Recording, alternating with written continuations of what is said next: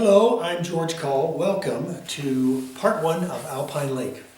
Today was block in. Covered the whole canvas, 14 by 20 with value color. Value color, at this stage we keep things thin. Don't get into detail at this stage. Okay. So I started with some foundation lines to figure out where the mountain was going to be, the lake, a few trees. Go through that step by step. And you can start and stop anytime to catch up with me. This was a one take. All my stuff is one take to show you that we pretty much do this by the seat of our pants. And no, but we do try to go through step by step as to what I'm doing and why I'm mixing it. And I actually tell you the colors I actually mix. You can see from the overhead. And so you get a lot of pointers of how to do this painting. Each painting has something different and challenging that you're going to find out in your own studio or when you go outside and paint plein air. This is no substitute for plein air. Plein air is one of your best teachers. Me, I'm a teacher, yes, and I'm here in the studio, but it just doesn't give you the challenge that you get by being outside, because you can see a lot more in shadow. You can see it a lot more in light, where cameras kind of condense everything. All right, enough of me talking. Let's get to today's painting. All right, bye-bye. Hey, here we go on part one of Alpine Lake. This is up in Rocky Mountain National Park. I think it's one of the best compositions and one of the most beautiful places in the lower 48. And I really, really do love this place.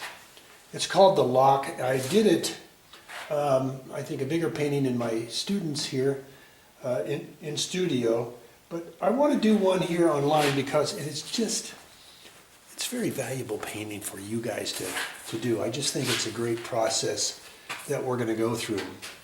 I've got my paints all laid out. I apologize for how messy my palette is, but the important thing is I got an area in here to paint or to mix. So, where do we start with this thing? Well, today we're going to do blocking. We want to try to cover this whole canvas here in the next, 30 minutes with value color. It's something we want to try to take our first stab at trying to find out where these shapes and the values of the shapes are going to be. For gosh sakes, don't get into detail now or it's going to drive you nuts. We want to do that later. So let's make a mixture of something to do with blue and a little bit of brown. So I have transparent oxide brown and I have ultra blue. Put a little yellow ochre in it. Spent some time this morning cleaning my turp can. If you paint as much as I do, your turp can gets full of sludge from the paints. It's a gray color on the bottom, and you have to clean that out on a regular basis. Because I use Gamsol, and Gamsol's not cheap, I use a smaller thing like this, hoping to save money, but I probably don't. But I think the important thing, if you have a large turp container or a small tape container, or turp container, just clean it out on a regular basis. Otherwise your turp or your Gamsol turns gray.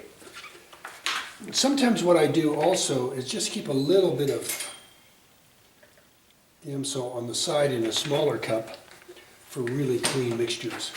So here's my really smaller cup. These little things I got from Jenny's kitchen. Jenny's my wife. Okay, so I probably didn't make enough mixture here. More blue, a little bit more brown, a little bit more yellow ochre.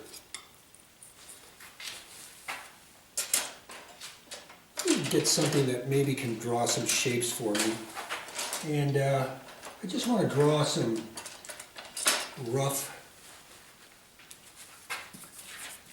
foundation lines. So I know down here we have water, we have mountains, and we have sky. But right in the center of the reference, if you take a look at it, it's got this area that's kind of white. It's kind of a reflection of snow or something up in here. And it's a little left of center. Here's center. It's a little below center. Goes in here, and then we have I think a shore coming in. Just get some rough idea, and then we have another shore coming in.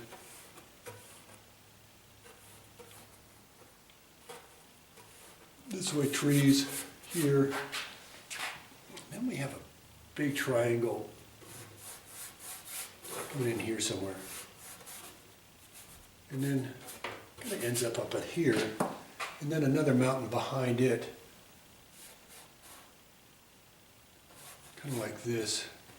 Then we have a glacier here, I think called the Athabasca Glacier. Then a kind of a square top mountain. That might be a little high. Might lower it a little bit. And then a mountain in front. Goes like this. All right, let's get a hump here. And then there's kind of a real dark area in the water reflection.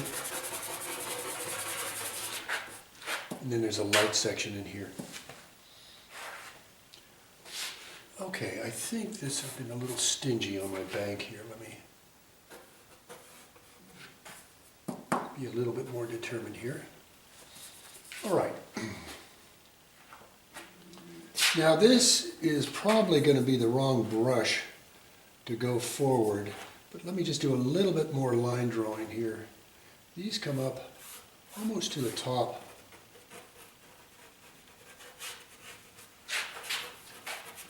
of the mountain here. There's more skinny, get these really skinny, beautiful trees near your timberline up in the Rocky Mountain National Park. And if you haven't figured out yet, this is kind of my backyard. Living in Loveland, this is only about 25 miles from my house. Easy to get to when there's not a lot of tourists. Rubbernecking as they drive up the canyon here to get to the park. So we have bushes out here, and more bushes here. Let me get back and take a look at this rough drawing here. And see where I need to go next. Excuse me, I need to get my image back, and let me just do a little bit of stuff here on my computer so I don't have to keep stepping in front of the camera. And I need to just keep my computer open. I need a program that keeps it open so it doesn't close. There you go. That's good. Sorry for stepping in front there. And I think I have some trees in here too. Not as big. I don't know. Something's over here. All right, time to make more mixture. Okay, so let's go ultra blue, yellow ochre, ultra blue, yellow ochre. Let me get a little viridian in there.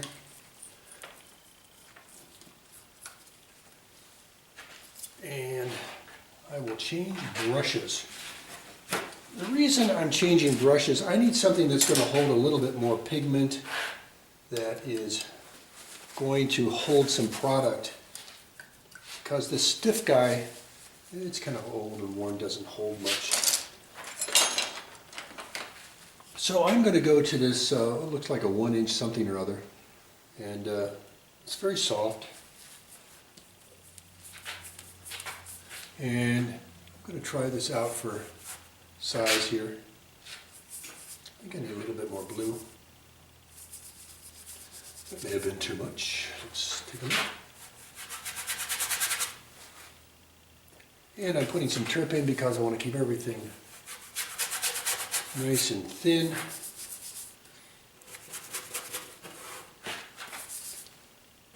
To tell you the truth, I don't use turp inside the studio. I use real turp outside when I'm painting plein air because it's really good stuff. It's what the old masters used to use. That's probably why they all died young, though. But using it outside, I think it's a little safer.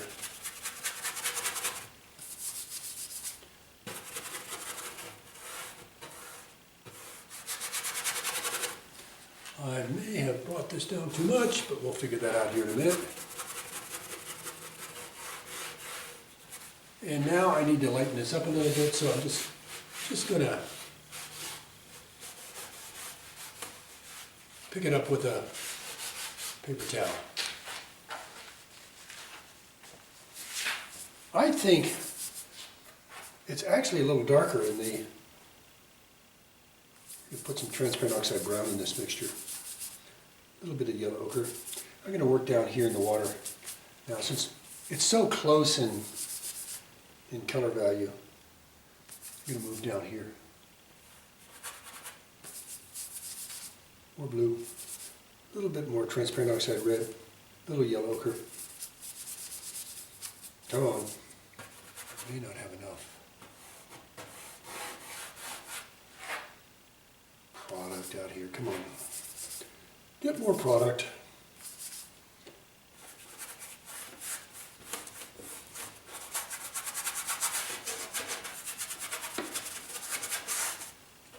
I feel like Bob Ross was such a big brush.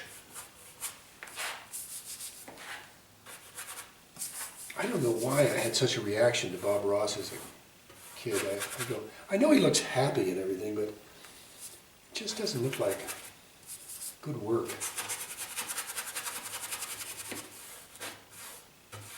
But he has done so much in his career to help us all along. Sorry for my shoulder in here.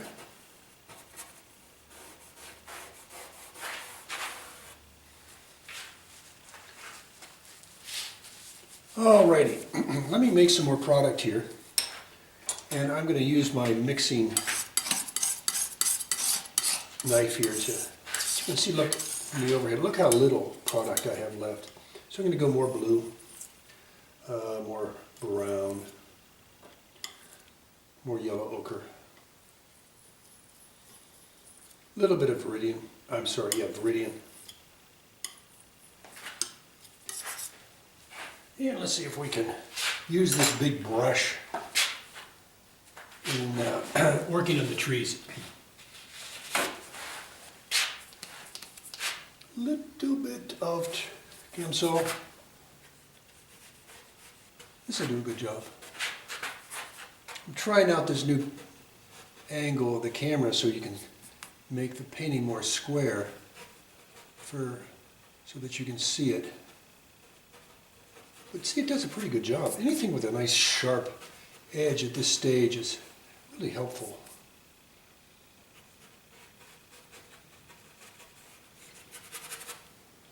And the bottom of these trees are kind of pointed down, so they're sloped.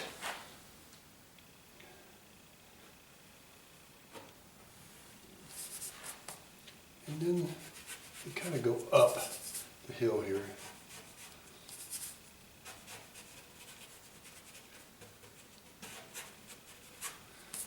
So you just load up both sides of this brush and get it on there. Now I know there's probably more here. Like there's a bush right here, I might as well get him in. And there's another one right down here at the edge. And he might be even bigger. We'll see. Let's go to the other side and see if we can make some trees.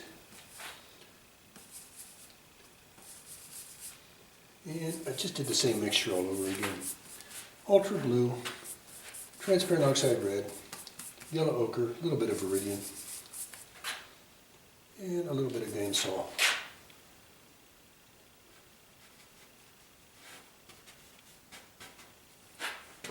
Let's see this thing.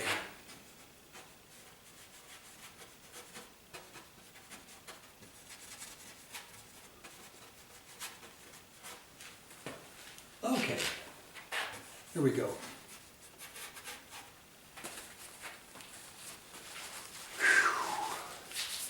I think I need to bring this up. These almost meet right here, these two darks. And let me bring this way a little bit and squeeze this out just a little. Okay. It's go more into the gray mixtures, gray blues for back in here. As things go back, they get bluer, get grayer. Get light on them, they can get pinker. I should say low light. All right.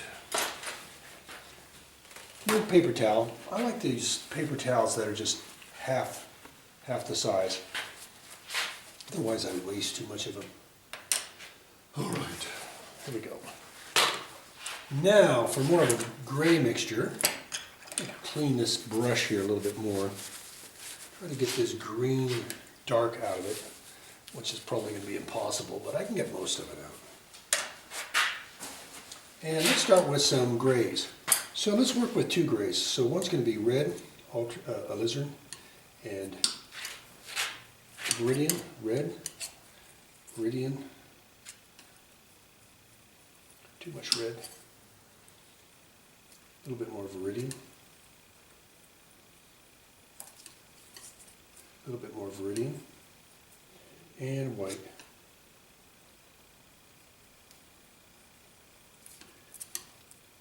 And more white.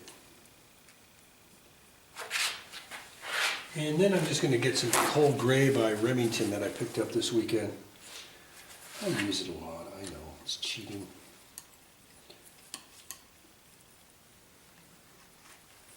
And I'm going to mix some ultra blue in it. Ultra blue, titanium white, ultra blue, titanium white. And I think I'm losing my gray, so I'm going to add some more to it. Yeah, I spend a lot of time mixing.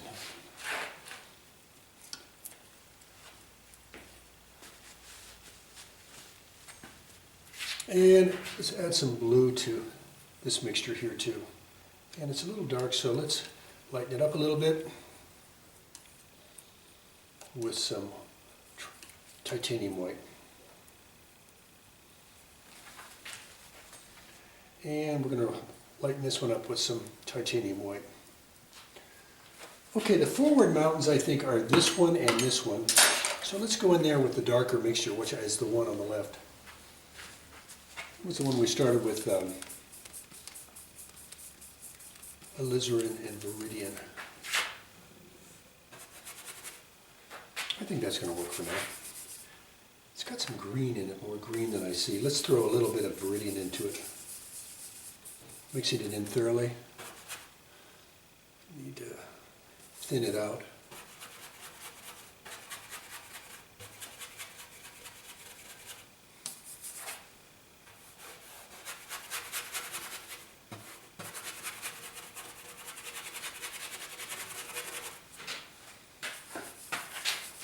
And yes, I'm losing some of my trees, but I can always get them back.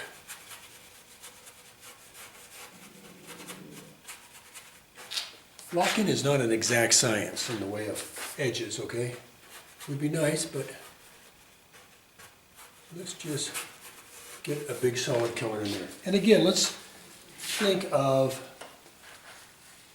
thinning that out.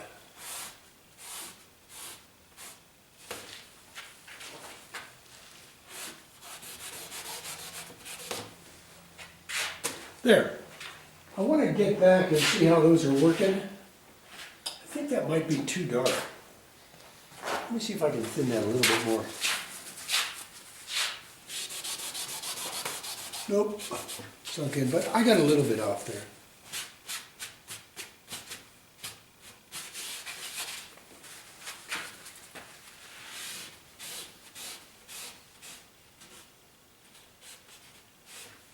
Okay, let's go to the next one. The guy over here on the right. Because I think he's a forward mountain here.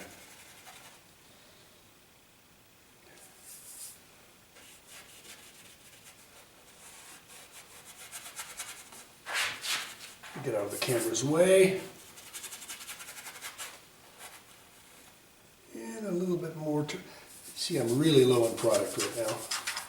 And let me get this in. Okay.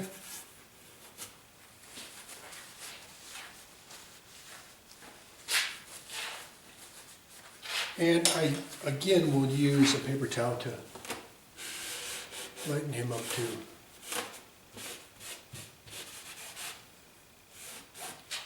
Okay. Next, let's go to the far mountain. Clean this brush and continue on. So, before I do that, let's get some gray down in here, in this shadow color. I think it's more on one side, on the left side there. Okay. Whew. Holy smolies, we're moving quick.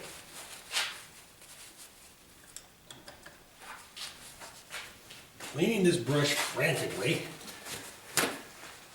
And now, thinning out this blue gray here, and we're going to, oh, that's working nicely. Put that in here.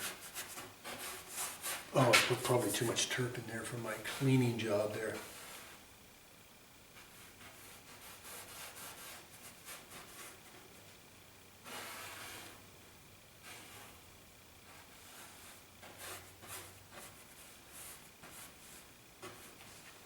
And there's kind of a flat top mountain right here.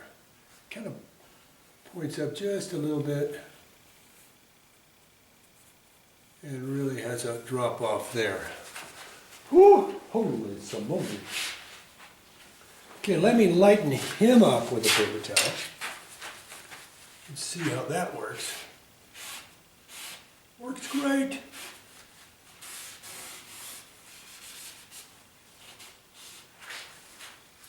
And I went a little in the wrong direction. Let's bring him down. Okay. Now for sky. We need some blue. We also have a glacier back here, right in here. It's a really famous glacier. They ski on it all summer. Okay, here we go. Let's mix these two together, see what we got. Might be a good brown for the bottom of the clouds, I don't know. And I need to get my scraper here and really clean up this mixture. And this is a nice gray for clouds.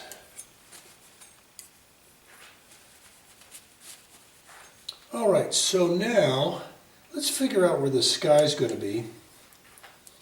Man, that's not good. Picked up some contamination right here. Got to get that out of here. Put that over here, the contamination.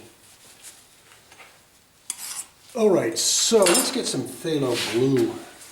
See if I got something here. Phthalo blue, red shade. This'll work. Don't need much. And let's change the brushes.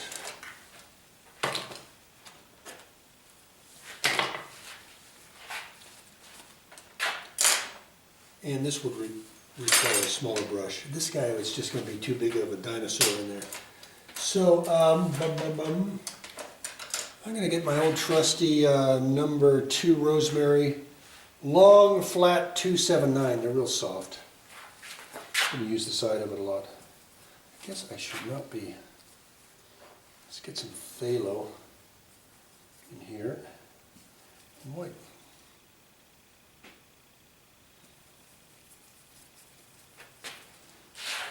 And more white.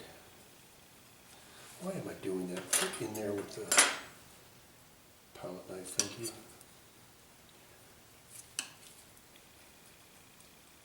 Thoroughly mixing it. Good. Das is good. And let's put in a sky color. See, I'm just really rolling this brush around all sides here. And I know there's like a snow field right below here.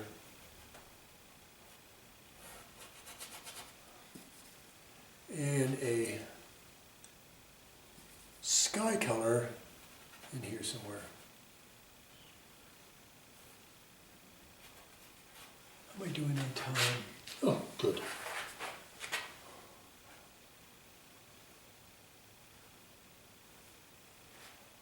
And then I have this kind of abstract blue thing coming in over here. And kind of curves over and down.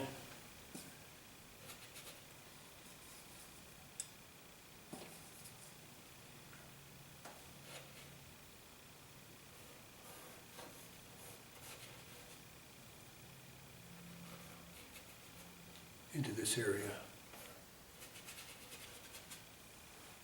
And then another one up in here. It's really well balanced.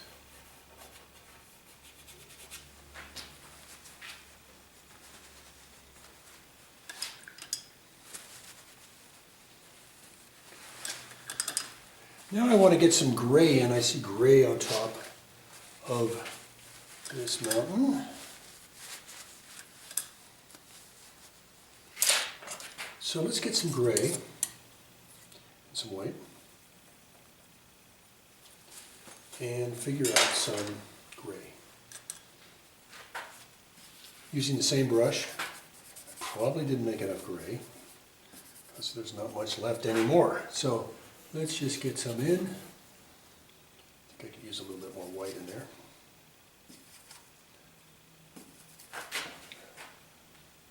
That's about right.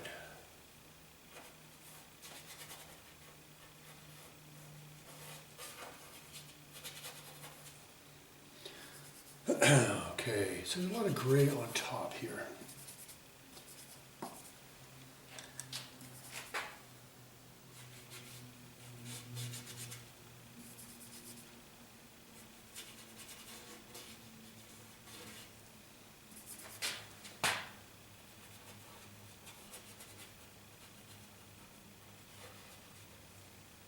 And I think I see a little bit of it down in here, not much. And that's about it for now.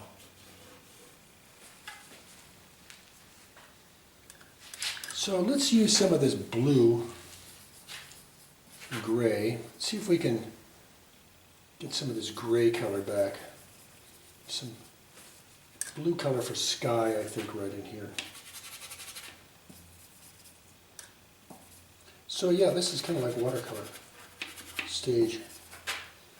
Just laying these bigger paintings out with this is a painting probably larger than I would do plein air outside. It would take a lot longer to finish. But I think, you know, for a start, it's starting to look pretty good. And I'm checking my time, and I have a few minutes. And so I'm going to get some yellow ochre, white, transparent oxide red, a little bit of Naples. It's yellow ochre, transparent oxide red, Naples. And we're going to put some worms in this bank here.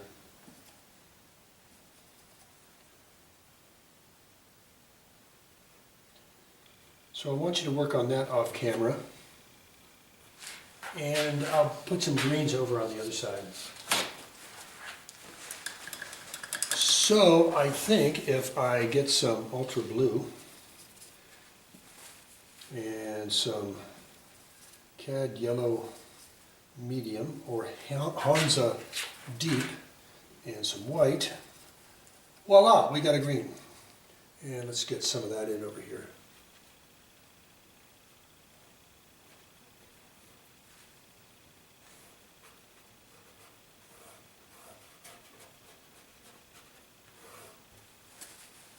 And I think I got some of that as I need as an overlay in these bushes hidden here. Oh, it was too light. Let me darken that up. More blue, a little bit of Hansa yellow, a little bit. And let me get that in. There we go. That's a richer green.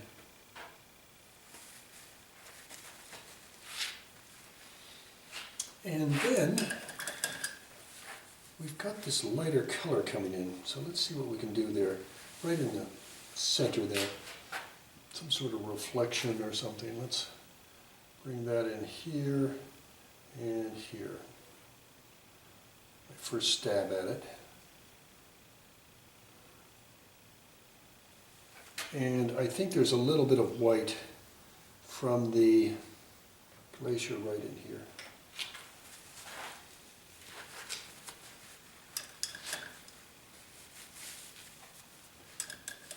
I'm going to get a bigger brush if I have enough time, which I don't. Okay, so what I recommend you all to do is to get a big brush, get some titanium white in it, with just a touch of red. I mean so little you can barely see it, and get that in. Thinly, please. That's hard to do with titanium white. It's such a gooey mixture of paint.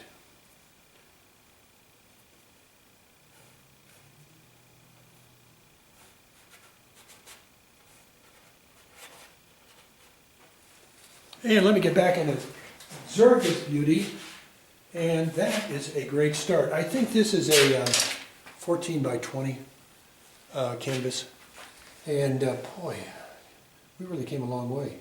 Laid out a lot of painting here, and if you have too much paint, you can smash it in with the side of your knife, soften it, and soften your edges. See, just like that. And you can thin your paint at the same time.